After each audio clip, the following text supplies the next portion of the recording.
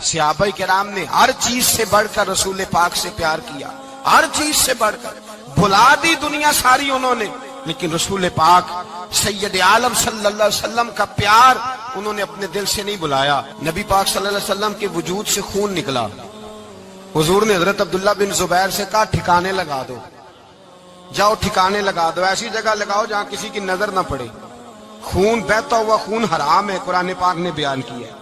کہا ٹھکانے لگا دو، حضرت عبداللہ بن زبیر باہر نکلے اور حضور کا جو خون تھا وہ پی گئے۔ حضور نے کہا تھا پی لینا، کیا کہا تھا؟ ٹھکانے لگا دو، پی گئے۔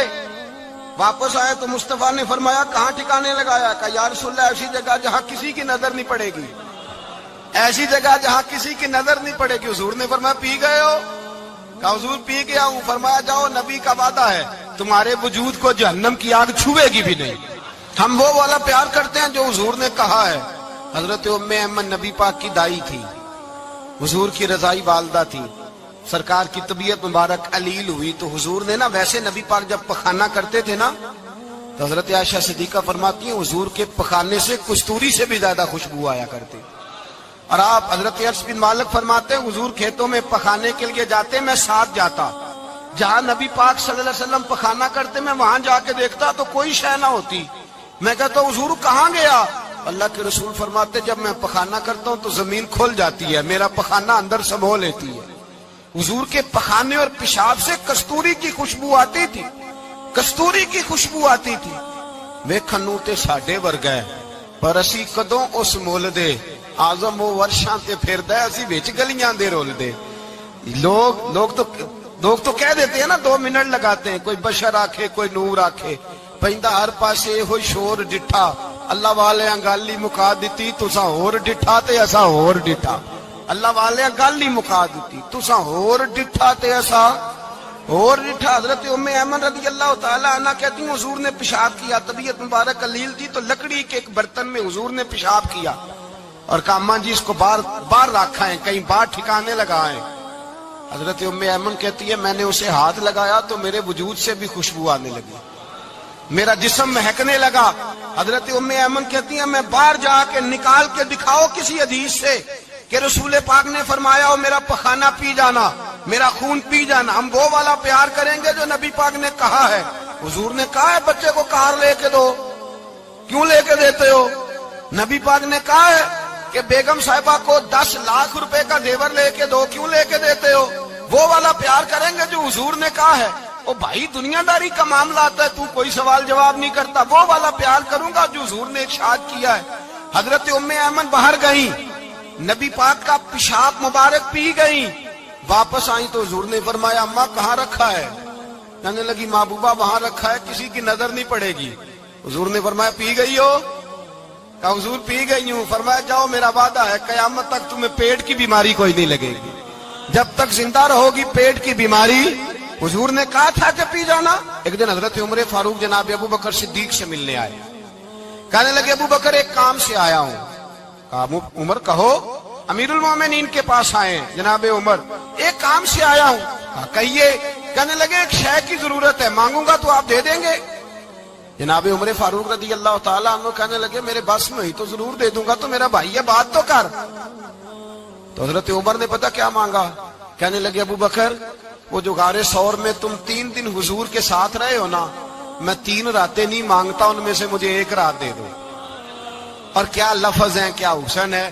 کہنے لگے عمر کی زندگی کی ساری نیکیاں لے لو، 3 راتوں میں سے 1 رات مجھے دے دو، 1 رات مجھے دے دو۔ حضرت ابو بکر صدیق رضی اللہ تعالیٰ عنہ رو پڑے، کہنے لگے میں نے کہا تھا جو بس میں ہوگا دوں گا، یہ تو میرے مصطفیٰ کی محبت ہے، یہ کسی کو دینا میرے بس کی بات ہے، یہ حضور کا پیار ہے جو میں نے سنبھال کے رکھا ہوا ہے، سنبھال کے پھر کے گلی گلی تباہ ٹھوکریں سب کی کھائے کیوں، دل کو جو عقل دے خدا تو تیری گلی سے جائے کیوں، جان ہے عشق مصطفیٰ روز فضو کرے خدا، ارے جس کو ہو درد کا مزہ وہ نازے دوا اٹھائے کیوں، اب تو نہ روک ہے غنی عادت سگ بگڑ گئی، پہلے ہی دن میرے کریم لقمہ تر کھلائے کیوں۔ میں نے نا حوالے لکھے ہوتے ہیں رجسٹر پر، آج میں نے بند رکھا ہوا ہے، آج رجسٹر میرا بند ہے، اس لیے کہ محبت رسول موضوع ہی ہمارا ہے، یہ ہمیں حفظ ہے، یہ ہمیں ہمارے کسی بچے کو بھی اٹھا کے پوچھیں گے نا چل حضور کی کوئی بات سنا، مولانا تھے بہت بڑے، کہا بھائی حضور کی فضیلت سناؤ، تو کہنے لگے مجھے حدیثیں یاد نہیں، یاد کر کے سناؤں گا۔ اور میں نے کہا تو ہمارے پاس آ، بوڑھے سے بابے کو اٹھا، بوڑھے بابے کو جس کی بھویں نیچے آ گئی ہے، بڑھاپا چھا گیا ہے، حافظہ کمزور ہو گیا ہے، اسے بچے یاد نہیں رہے، کچھ یاد نہیں رہا، اس کے کان میں کہے حضور کی کوئی بات سنا، وہ تجھے حضرت آمنہ کا ذکر بھی سنائے گا، جناب حلیمہ کی بات بھی سنائے گا، اسے کہے بات کرے، اسے بات۔ بھائی مجھے نہیں پتا، میں نے نہیں سنا کسی عالم سے، میں نے کسی کتاب میں نہیں پڑھا کہ اذان ہوتی ہو تو سر ڈھانپ لینا چاہیے۔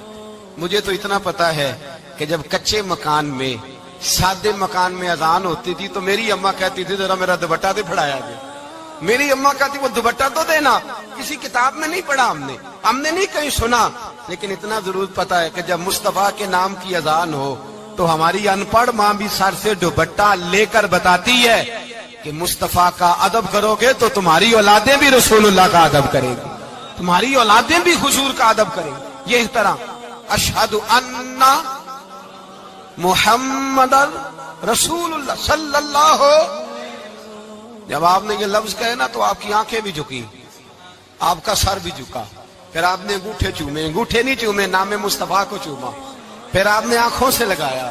یہ بات کب ہوئی؟ حضرت بلال کہتے ہیں میں اذان پڑھ رہا تھا، ابو بکر سن رہے تھے، انہوں نے چوم کے آنکھوں سے لگایا۔